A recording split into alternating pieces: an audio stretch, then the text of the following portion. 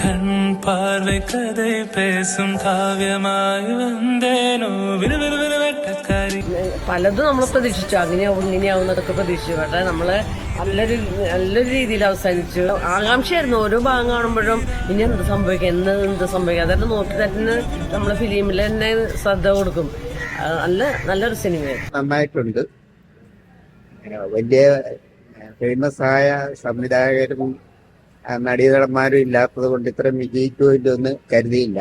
Cinema വളരെ ഭംഗിയായിട്ടുണ്ടായിരുന്നു. തുടക്കം ഗംഭീരമായിരുന്നു. നമ്മുടെ പാലക്കാട് കോട്ട സുബ്രഹ്മണ്യ സ്വാമി ക്ഷേത്രം ആദ്യം കണ്ടപ്പോൾ തന്നെ നന്നായി ഇഷ്ടപ്പെട്ടു, മനസ്സ് നിറഞ്ഞു. പിന്നെ സാറും അതിഗംഭീരമായി അഭിനയിച്ചിട്ടുണ്ട്. തുടക്കം ക്ലൈമാക്സ് നന്നായിട്ടുണ്ട്. എല്ലാവരും തിയേറ്ററിൽ വന്ന് കാണും.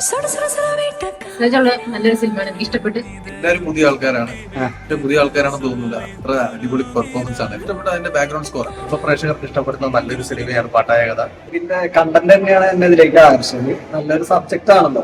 നമ്മളിപ്പോ പ്രേക്ഷകരോടൊപ്പം ഇരുന്ന് ഈ സിനിമ കണ്ടപ്പോ നമുക്ക് തന്നെ ഒരു സംതൃപ്തി തോന്നി. കാരണം നമ്മൾ ഇവരെ വെച്ച് ഇത് ചെയ്യാൻ എടുത്തത് ഏറെ അഭിമാനം തോന്നുകയാണ്. എല്ലാവരും ആ രീതിയിൽ സപ്പോർട്ട് ചെയ്യണം. എല്ലാ ഭാഗത്തു നിന്നും നമുക്ക് വിളിച്ച് കോൾ വരുന്നുണ്ട്.